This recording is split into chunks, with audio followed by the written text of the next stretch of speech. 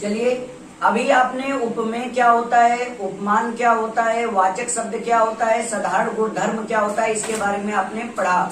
और उपमा अलंकार में क्या क्या वाचक शब्द होते हैं वो भी आपने पढ़ा।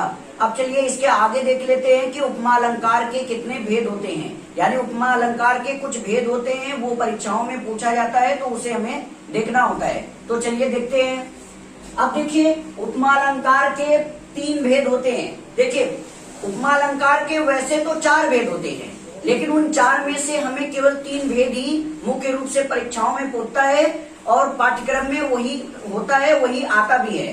तो आपका उपमा अलंकार के प्रायः 3 भेद होते हैं। पहला होता है पूर्णोपमा अलंकार, एक होता है लुप्तोपमा अलंकार, और एक होता है मालोपमा अलंकार, और एक होता है रसनोपमा अलंकार। लेकिन रसनोपमा अलंकार जो होता है वो पाठ्यक्रम में शामिल नहीं है और किसी भी परीक्षा में वहां से क्वेश्चन नहीं उठाता है। हमें केवल पूर्णोपमा अलंकार, लुप्तोपमा अलंकार और मालोपमा अलंकार ही पढ़ना होता है। तो चलिए, मैंने आपको यहाँ पर पूर्णोपमा अलंकार, लुप्तोपमा अलंकार की परिभाषा यहाँ पे आपको समझाया है। चलिए इसको देख लेते हैं। देखिए, पूर्णोपमा अलंकार, तो यहाँ पे ये देखिए, पूर्णोपमा शब्द जो है वो 2 शब्दों से मिलकर के बना है, पूर्ण प्लस उपमा। अब एक चीज देखिए, यहाँ पे क्या है कि पूर्ण यहाँ पे सार्थक शब्द है। जब देखिए ये पूर्ण सार्थक शब्द हो जाएगा, बचेगा यहाँ ओ की मात्रा, और हमें पता है कि ओ की मात्रा गुण संधि में जाती है, तो ये आप संधि विच्छेद करेंगे तो पूर्ण प्लस उपमा हो जाएगा, इसमें गुण संधि है। अब एक चीज देखिए, पूर्णोपमा अलंकार की परिभाषा क्या होती है। यदि कोई वाक्य है, यदि वाक्य में उपमेय, उपमान, साधारण गुणधर्म, वाचक शब्द सभी उपस्थित हो तो वहां पर पूर्णोपमा अलंकार होता है। यानी कहने का मतलब है, यदि कोई वाक्य है और उस वाक्य में जो है उपमा अलंकार है, और उपमा अलंकार होने के बाद यदि उस वाक्य में उपमेय, उपमान, वाचक शब्द, साधारण गुणधर्म चारों के चारों उपस्थित हो तो उसे हम पूर्णोपमा अलंकार कहते हैं। एक चीज आप याद रखिएगा, वाक्य में जो है उपमेय, उपमान, वाचक शब्द, साधारण गुणधर्म चारों उपस्थित अनिवार्य रूप से होने चाहिए। अब एक चीज देखिए, अगला है आपका लुप्तोपमा अलंकार। अब एक चीज देखिए, यहाँ लुप्त क्या है, सार्थक शब्द है। जब हम लुप्त को ढक लेंगे तो यहाँ ओ की मात्रा बचेगी। आपको पता है ओ की मात्रा गुण संधि में जाती है। अब देखिए, लुप्त सार्थक शब्द हो जाएगा तो हो जाएगा संधि विच्छेद लुप्त प्लस उपमा। अब एक चीज देखिए, इसमें गुण संधि है। अब लुप्तोपमा अलंकार की क्या परिभाषा होती है। यदि वाक्य में उपमेय, उपमान, वाचक शब्द, साधारण गुणधर्म में से कोई एक, बहुत ध्यान से देखिएगा, में से कोई एक अनुपस्थित हो तो वहां पर लुप्तोपमा अलंकार होता है। यानी कहने का मतलब है कि यदि वाक्य में जो है उपमा अलंकार है, लेकिन वहां पर उपमेय, उपमान, वाचक शब्द, साधारण गुणधर्म में से कोई एक भी अगर अनुपस्थित होगा तो वहां लुप्तोपमा अलंकार होगा। आपने पूर्णोपमा अलंकार में देखा कि वहां पर अनिवार्य रूप से उपमेय, उपमान, वाचक शब्द, साधारण गुणधर्म चारों उपस्थित होना चाहिए। लेकिन लुप्तोपमा अलंकार में क्या होता है कि उपमेय, उपमान, वाचक शब्द, साधारण गुणधर्म चारों में से कोई एक जरूर अनुपस्थित होगा तो वहां पर लुप्तोपमा अलंकार होता है। अब एक चीज देखिए, यह प्रायः देखा जाता है, नोट में मैंने यहाँ पर आपको बताया है, यह प्रायः देखा जाता है कि लुप्तोपमा अलंकार में प्रायः साधारण गुणधर्म अनुपस्थित होता है। यानी कहने का मतलब है कि आप उपमा अलंकार का कोई भी वाक्य देखेंगे, कोई भी उदाहरण देखेंगे, आप मैक्सिमम एग्जाम्पल में आप देखेंगे जो उपमा अलंकार का होता है उसमें आप देखेंगे कि उपमेय, उपमान, वाचक शब्द, साधारण गुणधर्म इन चारों में से आपको साधारण गुणधर्म ज्यादा अनुपस्थित मिलेगा, जबकि उसमें देखेंगे कि उपमेय, उपमान, वाचक शब्द अवश्य उपस्थित होता है, लेकिन आपको साधारण गुणधर्म वहां पर अनुपस्थित अवश्य मिलेगा। तो याद रखिएगा कि लुप्तोपमा अलंकार में उपमेय, उपमान, वाचक शब्द, साधारण गुणधर्म में से कोई एक अनुपस्थित अवश्य होता है, ये आपको ध्यान रखना होगा। तो इसे क्या कहते हैं, लुप्तोपमा अलंकार। अब एक चीज देखिए, यहाँ पे लुप्तोपमा अलंकार में नोट में पहला मैंने आपको बता दिया है कि लुप्तोपमा अलंकार में प्रायः साधारण गुणधर्म अनुपस्थित होता है।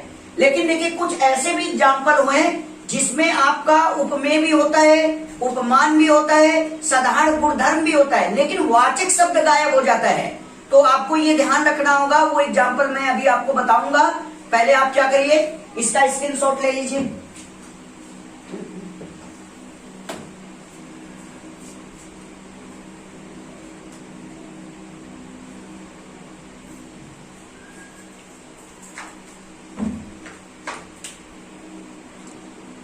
चलिए इसके आगे देख लेते हैं। जैसा कि अभी आपने पूर्णोपमा अलंकार और लुप्तोपमा अलंकार के विषय में जाना, अब इसके आगे जो है मालोपमा अलंकार है उसको देख लेते हैं। देखिए मालोपमा अलंकार क्या होता है। यदि वाक्य में केवल एक उपमेय हो तथा एक से अधिक उपमान तथा एक से अधिक वाचक शब्द हो तो वहां,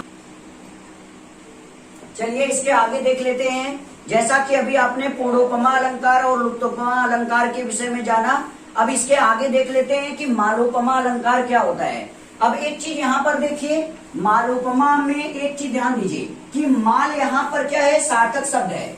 अब देखिए माल सार्थक शब्द है, बचा ओ की मात्रा, हमें पता है ओ की मात्रा गुण संधि में जाती है, तो माल सार्थक शब्द हो जाएगा। तब हो जाएगा, आप इसका संधि विच्छेद करेंगे तो माल प्लस उपमा हो जाएगा। अब देखिए मालोपमा अलंकार की परिभाषा क्या होती है। यदि वाक्य में केवल एक उपमेय हो तथा एक से अधिक उपमान तथा एक से अधिक वाचक शब्द हो तो वहां पर मालोपमा अलंकार होता है। यानी कहने का मतलब ये है कि यदि वाक्य में आरंभ से लेकर अंत तक केवल एक उपमेय हो तथा एक से अधिक अर्थात कई उपमान हो और एक से अधिक समान वाचक शब्द हो तो वहां पर मालोपमा अलंकार होता है। अब एक चीज देखिए, यहाँ पर मैंने आपको नोट में यहाँ पे लिखवा दिया है कि मालोपमा अलंकार होता है। तो आप देखेंगे कि मालोपमा अलंकार का जो भी उदाहरण आपको देखने को मिलेगा, आप देखेंगे कि वहां पर वाक्य में आरंभ से लेकर अंत तक आपको केवल एक उपमेय मिलेगा, लेकिन उपमान एक से अधिक अर्थात कई उपमान मिलेंगे और वाचक शब्द भी आपको एक से अधिक मिलेगा। लेकिन उसमें एक शर्त है कि जो वाचक शब्द होता है वो एक जैसा होना चाहिए, समान होना चाहिए। यानी कि अगर मान लीजिए सा वाचक शब्द है तो सब जगह सा होना चाहिए। अगर से वाचक शब्द है तो सब जगह से होना चाहिए। अगर सी वाचक शब्द है तो सी सब जगह होना चाहिए। तो ये मालोपमा अलंकार की परिभाषा होती है। तो आप इसका स्क्रीनशॉट ले लीजिए। चलिए आगे देख लेते हैं, उपमा अलंकार के उदाहरण देख लेते हैं। अभी आपने पूर्णोपमा अलंकार, लुप्तोपमा अलंकार, मालोपमा अलंकार की परिभाषा पढ़ी और चलिए इसके आगे देख लेते हैं कि उपमा अलंकार के कौन कौन से उदाहरण होते हैं। अब देखिए पहला उदाहरण है फूल सी कोमल बच्ची। अब एक चीज यहाँ पे ध्यान दीजिए, ये जो वाक्य है ये उपमा अलंकार के उदाहरण दिए गए हैं, लेकिन अब आपको बताना है कि ये उपमा अलंकार में कौन सा अलंकार है, क्योंकि ये परीक्षाओं में कई बार पूछे गए हैं। कई बार परीक्षाओं में क्या होता है कि उपमा अलंकार न देकर के पूर्णोपमा अलंकार, लुप्तोपमा अलंकार, मालोपमा अलंकार के विकल्प भी दिए रहते हैं। तो उस स्थिति में हमें इनकी जानकारी रहना अति आवश्यक है। अब चलिए ये सारे एग्जाम्पल जो यहाँ पर आपको दिए गए हैं, ये सारे एग्जाम्पल उपमा अलंकार के एग्जाम्पल हैं। लेकिन उपमा अलंकार में किस अलंकार का है, पूर्णोपमा अलंकार का है कि लुप्तोपमा अलंकार का है कि मालोपमा अलंकार का है, चलिए इसको देख लेते हैं। अब ये देखिए एग्जाम्पल, फूल सी कोमल बच्ची। अब याद करिए मैंने आपको बताया था कि उपमा अलंकार में 4 शब्द शामिल होते हैं। एक होता है उपमेय, एक होता है उपमान, एक होता है वाचक शब्द, एक होता है सामान्य गुणधर्म या साधारण गुणधर्म। अब देखिए मैंने उपमेय, उपमान, वाचक शब्द, सामान्य गुणधर्म चारों की परिभाषा आपको बताई थी। अब देखिए उपमेय क्या होता है कि वाक्य में जिस शब्द की तुलना की जाती है उसे उपमेय कहते हैं। तो अब ये ध्यान से देखिए, इस वाक्य को ध्यान से पढ़िए। अब देखिए उपमेय क्या होता है ये आपने पढ़ा। उपमान क्या होता है कि वाक्य में जिससे तुलना की जाती है उसे उपमान कहते हैं, और उपमेय और उपमान की तुलना बताने वाले को वाचक शब्द कहते हैं। वाचक शब्द की एक परिभाषा मैंने आपको बताया था कि उपमान के ठीक आगे जो शब्द लगा रहता है उसे हम वाचक शब्द कहते हैं। और साधारण गुणधर्म के बारे में क्या बताया था कि उपमेय में जो भी शब्द उपमेय होता है उस शब्द में उपमेय वाले शब्द में कैसा और कैसी लगाने पर जो उत्तर प्राप्त होता है उसे साधारण गुणधर्म कहते हैं। तो इस वाक्य में आप देखिए, फूल सी कोमल बच्ची। आप एक चीज ध्यान दीजिए, यहाँ पर क्या है कि जो है किसकी तुलना की जा रही है। अब एक चीज देखिए, यहाँ पर कोई छोटी सी बच्ची है, उसकी तुलना की जा रही है। तो इस वाक्य में आप ध्यान से देखिए, यहाँ पर बच्ची की तुलना किससे की जा रही है? फूल से की जा रही है। तो आपको पता है कि वाक्य में जिसका तुलना की जाती है, वाक्य में जिस शब्द की तुलना की जाती है उसे हम उपमेय कहते हैं। ये बच्ची क्या है? उपमेय शब्द है। ये आपको याद रखना हो कि वाक्य में जिस शब्द की तुलना की जाती है उसे उपमेय कहते हैं। अब आप बताइए कि बच्ची की तुलना किससे की गई है? फूल से की गई है, क्योंकि हमें पता है कि फूल क्या होता है? नाजुक होता है, कोमल होता है। तो बच्ची की तुलना किससे की गई है? फूल से। तो आपको पता है कि जिससे तुलना की जाती है उसे हम उपमान कहते हैं। तो यहाँ पे फूल क्या है? उपमान है। अब एक चीज ध्यान से देखें, मैंने आपको एक परिभाषा और बताई थी वाचक शब्द की, कि उपमान के ठीक आगे, उपमान के ठीक बगल में जो शब्द स्थित होता है उसे वाचक शब्द कहते हैं। तो आप देखिए, फूल क्या है? उपमान है। तो फूल के ठीक बगल में कौन सा शब्द स्थित है? सी। तो ये सी क्या हो जाएगा? वाचक शब्द हो जाएगा। ये आपको याद रखना होगा कि वाचक शब्द जो होता है वो हमेशा उपमान के ठीक आगे स्थित होता है। तो ये आपका क्या हो जाएगा? वाचक शब्द हो जाएगा। अब एक चीज ध्यान दीजिए, अब हमें पता चल गया कि इस वाक्य में कोई बच्ची है, उस बच्ची की तुलना किससे की जा रही है? फूल से। तो जिसकी तुलना की जाती है उसे उपमेय, और जिससे की जाती है उसे उपमान, और उपमान के ठीक आगे जो शब्द आता है उसे वाचक शब्द कहते हैं। अब इस वाक्य में देखिए, उपमेय आ गया, उपमान आ गया, वाचक शब्द आ गया। अब मैंने एक चीज आपको और बताई थी कि यदि उपमेय वाले शब्द में, यानी जिस शब्द में उपमेय है, यदि उसमें कैसा और कैसी लगाने पर जो उत्तर प्राप्त होता है उसे सामान्य गुणधर्म कहते हैं। अब एक चीज देखिए, यहाँ पे देखिए उपमेय कहाँ है? यहाँ है, यानी उपमेय कौन सा शब्द है? बच्ची। अब देखिए, हमें पता करना है साधारण गुणधर्म। तो साधारण गुणधर्म की परिभाषा होती है कि उपमेय वाले शब्द में कैसा और कैसी लगाने पर, याद रखिएगा, कैसा और कैसी लगाने पर जो उत्तर प्राप्त होता है उसे हम क्या कहते हैं? साधारण गुणधर्म कहते हैं। हाँ, एक चीज आप ध्यान दीजिएगा, जब स्त्रीलिंग होगा तो कैसी शब्द लगाइएगा, जब पुल्लिंग होगा तो कैसा शब्द लगाइएगा। इस बात को आपको ध्यान रखना है। तो ये बच्ची क्या है? स्त्रीलिंग है। तो बच्ची अगर स्त्रीलिंग है तो इसमें कौन सा शब्द जोड़ना होगा? कैसी शब्द जोड़ना होगा। और उपमेय में जो शब्द कैसी जोड़ा जाएगा, जो उत्तर प्राप्त होगा, उसी को हम सामान्य गुणधर्म कहेंगे। तो आप बताइए, कैसी बच्ची? तो जवाब मिला कोमल बच्ची। तो ये कोमल क्या हो जाएगा? सामान्य गुणधर्म हो जाएगा। ये आपका क्या हो जाएगा? सामान्य गुणधर्म हो जाएगा। तो अब एक चीज आप ये मुझे बताइए कि मैंने आपको बताया था, यदि उपमा अलंकार के उदाहरण में, यदि उपमा अलंकार के उदाहरण में आपको जो है उपमेय, उपमान, वाचक शब्द, साधारण गुणधर्म चारों उपस्थित हो तो उसे हम क्या कहते हैं? पूर्णोपमा अलंकार। और उपमा अलंकार का मैंने आपको एक चीज और बताया था कि उपमा अलंकार में वाचक शब्द बताए थे। अब देखिए, मैंने उपमा अलंकार में वाचक शब्द क्या बताए थे? जैसे उपमा अलंकार में कौन कौन सा वाचक शब्द आता है? आप केवल वाचक शब्द को देखकर ही, वाक्य में वाचक शब्द को देखकर ही आप बता देंगे कि इसमें उपमा अलंकार है। तो मैंने आपको उपमा अलंकार में कौन कौन से वाचक शब्द बताए थे? जैसे सा, से, सी, सदृश्य, सम, तुल्य, जिमी, इमी, ज्यो, ल्यों, के जैसा, के जैसी आदि सरिस, ये सभी अगर आ जाएं वाचक शब्द के रूप में वाक्य में, तो आप हमेशा याद रखिएगा कि उस वाक्य में अगर ये सारे वाचक शब्द आ जाएं जो मैंने अभी आपको बताया है, ये आ जाएगा तो आप समझिएगा उस वाक्य में क्या है? उपमा अलंकार है।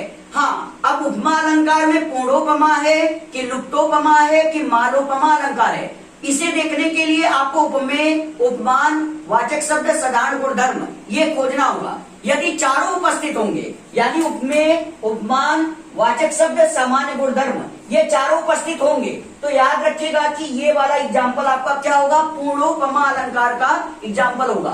तो आप देखिए, ये वाला जो वाक्य है, ये वाला वाक्य आपका किसका एग्जाम्पल होगा?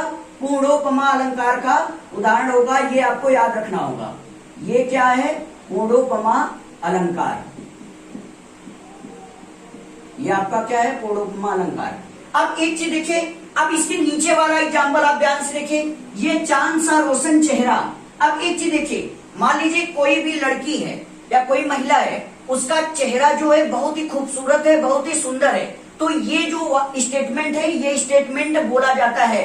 अब हमें यहाँ पे ध्यान से देखना होगा कि इस वाक्य में हमें उपमेय, उपमान, वाचक शब्द, सामान्य गुणधर्म खोजना होगा। तो आप एक चीज देखिए कि यहाँ पर किसकी तुलना की जाती है, यहाँ पर चेहरे की तुलना की जाती है। और चेहरे की तुलना किससे की जाती है? चांद से की जाती है। आपको मैंने उपमा अलंकार की परिभाषा में एक चीज बताया था कि तुलना जो होती है वो हमेशा किसी न किसी आधार पे होती है, और जो तुलना होती है हमेशा छोटे से बड़े की तरफ की जाती है। अब ये वाक्य आप पढ़िए, ये चांद सा रोशन चेहरा, इसके कहने का मतलब है कि यहाँ पर किसी का चेहरा बहुत ही सुंदर है, बहुत ही खूबसूरत है। तो कहने का मतलब है यहाँ पे तुलना का आधार क्या है? खूबसूरती, सुंदरता है। और जो तुलना होती है हमेशा छोटे से बड़े की तरफ की जाती है। तो यहाँ पर किसी लड़की या किसी महिला का चेहरा है, वो इतना सुंदर है कि उसके चेहरे की सुंदरता की तुलना चांद से की जाती है। तो जिसकी तुलना की जाती है उसे हम क्या कहते हैं? उपमेय कहते हैं। तो यहाँ पे चेहरा क्या है? उपमेय है। और चेहरा की तुलना किससे की जा रही है? चांद से की जा रही है। चेहरे की खूबसूरती की तुलना चांद से की जा रही है। तो जिससे तुलना की जाती है उसे क्या कहते हैं? उपमान कहते हैं। ये चांद क्या हो जाएगा? उपमान हो जाएगा। और मैंने आपको बताया था कि उपमान के ठीक आगे जो शब्द स्थित होता है उसे हम क्या कहते हैं? वाचक शब्द कहते हैं। तो ये आपका क्या हो जाएगा? वाचक शब्द हो जाएगा। अब इसके बाद देखिए, मैंने आपको बताया था यदि वाक्य में उपमेय हो, उपमान हो, वाचक शब्द हो, तो हम सामान्य गुणधर्म खोजते हैं। तो सामान्य गुणधर्म की परिभाषा क्या होती है? उपमेय में कैसा और कैसी लगाने पर जो उत्तर प्राप्त होता है उसे हम सामान्य गुणधर्म कहते हैं। तो इस वाक्य में आप खोजिए उपमेय कहाँ है? यहाँ है। तो अब देखिए, इस उपमेय वाले शब्द में आप क्या जोड़ दीजिए? कैसा शब्द जोड़ दीजिए। अब देखिए, कैसा शब्द जोड़ने पर जो आपको उत्तर प्राप्त होगा वो उत्तर क्या कहलाएगा? सामान्य गुणधर्म कहलाएगा। तो कैसा चेहरा? जवाब मिल गया, रोशन चेहरा। तो रोशन मतलब होता है खूबसूरत, सुंदर। तो ये रोशन क्या हो जाएगा? सामान्य गुणधर्म हो जाएगा। ये आपका क्या हो जाएगा? सामान्य गुणधर्म। ये आपका सामान्य गुणधर्म हो जाएगा। तो हमेशा आप याद रखिएगा। अब इस वाक्य को आप देखिए, इस वाक्य में सबसे पहला आपका काम क्या होता है कि चेक करना कि इसमें कौन सा अलंकार है। तो मैंने आपको बताया है वाचक शब्द में सा, से, सी, सम, सदृश, तुल्य, जीमी, ईमी, सरिस, के जैसा, के जैसी, लो, जो, नाई इत्यादि जो है वाचक शब्द अगर वाक्य में आपको कहीं पर भी दिखाई दे, या तो शुरू में, या तो बीच में, या तो अंत में, आप देखते ही समझ जाइएगा कि उस वाक्य में उपमा अलंकार है। हाँ, उपमा अलंकार में कौन सा अलंकार है, इसके लिए आपको उपमेय, उपमान, वाचक शब्द, सामान्य गुणधर्म खोजना होगा। अब एक चीज देखिए, इस वाक्य में उपमेय भी है, इस वाक्य में उपमान भी है, इस वाक्य में वाचक शब्द भी है, इस वाक्य में सामान्य गुणधर्म भी है। तो यदि उपमा अलंकार के किसी उदाहरण में ये चारों उपस्थित हो तो उसे क्या कहते हैं? पूर्णोपमा अलंकार कहते हैं। तो कहने का मतलब कि ये वाला वाक्य भी आपका क्या है? पूर्णोपमा अलंकार है। ये वाला भी वाक्य आपका क्या है? हो जाएगा पूर्णोपमा अलंकार हो जाएगा। पूर्णोपमा अलंकार। अब इसके आगे आप देखिए, मुख मयंक सम मंजू मनोहर। अब एक चीज ध्यान से देखिए, यहाँ पे ये आपका एग्जाम्पल है, मुख मयंक सम मंजू मनोहर। अब एक चीज देखिए, वाक्य को पहले पढ़िए और इसमें यहाँ पे एक चीज ध्यान दीजिए कि ये सम क्या है? वाचक शब्द है। और आपको मैंने बताया कि अगर वाचक शब्द में जितने लिस्ट मैंने आपको बताई थी वाचक शब्द की, अगर उसमें से कोई भी एक शब्द अगर वाक्य में आपको दिखाई देगा तो आप तुरंत समझ जाइएगा कि उस वाक्य में उपमा अलंकार है। हाँ, उपमा अलंकार में कौन सा है? पूर्णोपमा है कि लुप्तोपमा है कि मालोपमा है, इसके लिए आपको खोजना पड़ेगा। तो अब एक चीज देखिए, इस वाक्य में सम वाचक शब्द है, तो सम शब्द बता देता है कि ये कौन सा अलंकार है? उपमा अलंकार है। अब इसके बाद उपमेय, उपमान, वाचक शब्द, सामान्य गुणधर्म खोजिए। अब एक चीज देखिए, यहाँ पे मुख मतलब होता है चेहरा, अब मयंक मतलब होता है चंद्रमा, मंजू मतलब होता है सुंदर, मनोहर का अर्थ होता है मन को अपनी तरफ आकर्षित करने वाला, मन को अपनी तरफ खींचने वाला। अब एक चीज देखिए, इस वाक्य में किसी का मुख, मुख माने चेहरा, किसी का चेहरा इतना सुंदर है कि उसके चेहरे की सुंदरता की तुलना मयंक से की जाती है, अर्थात चंद्रमा से की जाती है। तो कहने का मतलब है कि यहाँ पर किसकी तुलना हो रही है? मुख की तुलना हो रही है, चेहरे की तुलना हो रही है। तो ये मुख शब्द ये क्या है? उपमेय है। जिसकी तुलना की जाती है उसे उपमेय कहते हैं। अब बताइए, चेहरे की सुंदरता की तुलना किससे की जाती है? चंद्रमा से की जाती है, मयंक से की जाती है। तो जिससे तुलना की जाती है उसे क्या कहते हैं? उपमान कहते हैं। तो यहाँ पे मयंक यानी चंद्रमा क्या है? आपका उपमान है। अब इसके बाद मैंने आपको बताया था कि उपमान के ठीक आगे जो शब्द स्थित होता है उसे वाचक शब्द कहते हैं। तो ये सम क्या हो जाएगा? वाचक शब्द हो जाएगा। अब इसके बाद देखिए हमें क्या है, हमें उपमेय, उपमान, वाचक शब्द मिल गया। अब हमें क्या खोजना है? सामान्य गुणधर्म खोजना है। तो सामान्य गुणधर्म की परिभाषा क्या होती है? उपमेय में कैसा और कैसी शब्द लगाने पर जो उत्तर प्राप्त होता है उसे सामान्य गुणधर्म कहते हैं। तो आप देखिए यहाँ उपमेय क्या है? मुख है यानी चेहरा है। तो आप इसमें कैसा शब्द जोड़ दीजिए। इसमें कौन सा शब्द जोड़ना है आपको? कैसा शब्द। तो कैसा चेहरा, कैसा मुख, तो आपको जवाब मिलेगा मंजू मनोहर।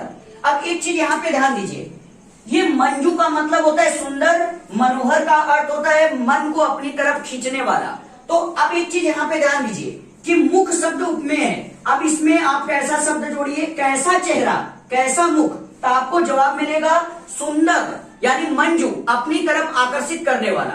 तो अब एक चीज देखिए, यहाँ पे मुख शब्द में कैसा शब्द लगाने पर आपको क्या उत्तर मिला? मंजू मनोहर यानी सुंदर, मन को अपनी तरफ खींचने वाला। तो इसका मतलब कि उपमेय में कैसा शब्द लगाने पर जो उत्तर प्राप्त होता है उसे हम क्या कहते हैं? सामान्य गुणधर्म कहते हैं। तो ये आपका क्या हो जाएगा? सामान्य गुणधर्म। ये आपका सामान्य गुणधर्म हो जाएगा। अब ध्यान से देखिए, अब इस वाक्य में देखिए क्या है? सामान्य गुणधर्म भी है, वाचक शब्द भी है, उपमान भी है और उपमेय भी है। तो आपको पता है कि यदि उपमा अलंकार के उदाहरण में उपमेय, उपमान, वाचक शब्द, सामान्य गुणधर्म चारों उपस्थित हो तो उसे हम क्या कहते हैं? पूर्णोपमा अलंकार। तो ये भी आपका क्या है? पूर्णोपमा अलंकार है। पूर्णोपमा अलंकार, ये भी आपका पूर्णोपमा अलंकार है। अब एक चीज देखिए, यहाँ पे एक चीज देखिए, यहाँ पे सी वाचक शब्द आया, यहाँ पे सा वाचक शब्द आया और यहाँ पे सम वाचक शब्द आया। अब देखिए एक वाचक शब्द है आपका हरिपद कोमल कमल से। अब एक चीज यहाँ पे ध्यान दीजिए, यहाँ पे एक चीज ध्यान दीजिए, यहाँ पे देखिए हरि मतलब होता है विष्णु यानी भगवान। अब पद का अर्थ होता है पैर। अब एक चीज देखिए, भगवान का जो पद है यानी भगवान का जो पैर है उसके सुंदरता की तुलना यानी उसके सुंदरता की तुलना किससे हो रही है? कमल से हो रही है। तो इसका मतलब क्या है कि जो हरि पद है, हरि माने भगवान विष्णु, पद मतलब होता है पैर, यहाँ पैर की तुलना किससे की जा रही है? कमल से की जा रही है। तो इसका मतलब कि वाक्य में जिस शब्द की तुलना की जाती है उसे क्या कहते हैं? उपमेय कहते हैं। तो यहाँ हरि पद ये क्या है? उपमेय है। अब पद की तुलना, पैर की तुलना किससे की जा रही है? कमल से की जा रही है। तो ये कमल शब्द आपका क्या है? उपमान है। और मैंने आपको बताया था कि उपमान के ठीक आगे, उपमान के ठीक आगे जो शब्द स्थित होता है उसे हम क्या कहते हैं? वाचक शब्द कहते हैं। तो ये से क्या हो जाएगा? आपका वाचक शब्द हो जाएगा। ये आपका वाचक शब्द हो जाएगा। अब इसके बाद देखिए यहाँ पर क्या होगा? अब देखिए हमें उपमेय भी मिल गया, उपमान भी मिल गया, वाचक शब्द भी मिल गया। अब हमें सामान्य गुणधर्म खोजना होता है। तो मैंने आपको बताया है कि उपमेय में कैसा और कैसी शब्द लगाने पर जो उत्तर मिलता है वो होता है आपका सामान्य गुणधर्म। तो आप यहाँ पे कैसा शब्द लगाइए, कैसा पद यानी कैसा पैर, पद मतलब पैर होता है, कैसा पैर, तो आपको जवाब मिल जाएगा कोमल पैर। कोमल मतलब होता है नाजुक, तो कैसा पद? कोमल पद। तो ये कोमल क्या हो जाएगा? आपका सामान्य गुणधर्म हो जाएगा। ये आपका सामान्य गुणधर्म हो जाएगा। तो इसका मतलब आप एक चीज ध्यान दीजिए आप कि इस वाक्य में देखिए उपमेय, उपमान, वाचक शब्द, सामान्य गुणधर्म चारों उपस्थित हैं। तो ये भी किसका एग्जाम्पल हो जाएगा? पूर्णोपमा अलंकार का एग्जाम्पल हो जाएगा। तो ये वाक्य भी आपका किसका एग्जाम्पल है? पूर्णोपमा अलंकार का एग्जाम्पल है, अलंकार का एग्जाम्पल है। अब आप क्या करिए, इसका स्क्रीनशॉट ले लीजिए।